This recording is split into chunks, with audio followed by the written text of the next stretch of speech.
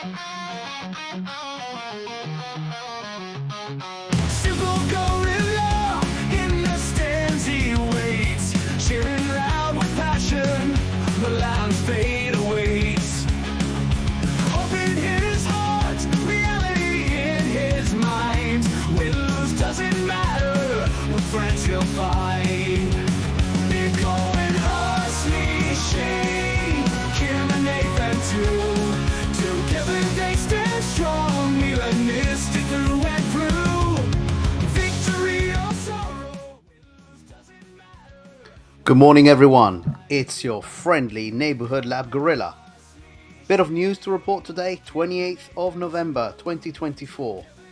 The president of Milan, Paolo Scaroni, gave an interview at Sport Industry Talk. Topics covered: Meazza, betting, piracy, and some personal opinion on current Milan's ownership. So let's go.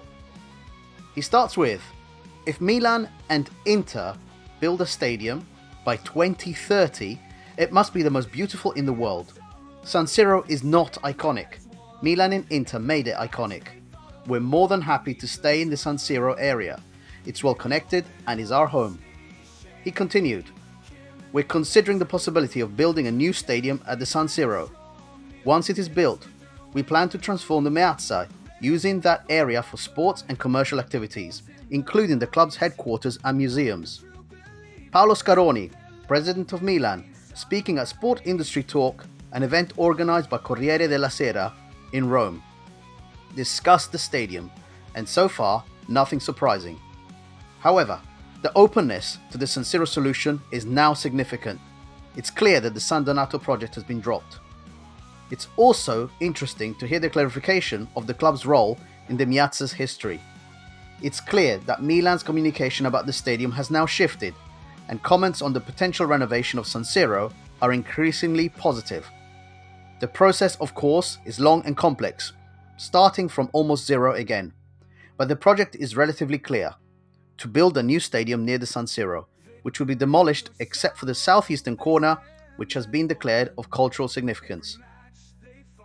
Scaroni also addressed two issues tied to the past and future of football: betting and the fight against piracy.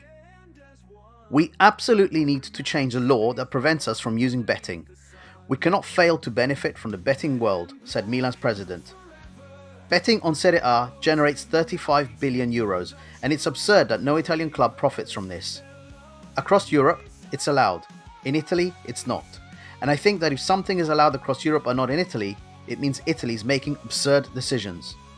This choice was made by the five-star government. It's time to change it. On the fight against piracy, Scaroni said, piracy is a huge problem for Italian football. With today's massive seizure, it's evident that we're enforcing an excellent law that we already have. Another headline was indeed that the Italian police had basically arrested several people in connection with piracy in Italy. Piracy in Italy alone costs between 500 million and 1 billion euros a year. These are costs that the Zone and Sky have to absorb, but also are costs for us clubs as well. Finally, Scaroni has a few words about his experience at Milan. The world of Italian football is challenging. I'm a newcomer, unlike Marotta and Percassi. Elliott appointed a CEO who came from Arsenal and knew football. That is Gazidis. Redbird, on the other hand, sought out Milan. They bring us expertise that we did not have, within a framework that envisions American models of European football. That completes the news for today. Have a good one, guys.